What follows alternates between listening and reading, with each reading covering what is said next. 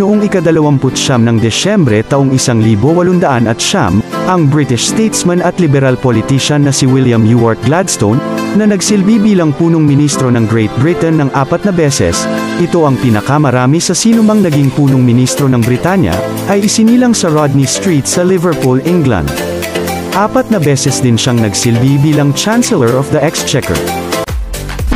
My dear Mr. Eastman, the request which you have just made of me to receive the record of my life is one which I carefully comply with so far as it lies in my power.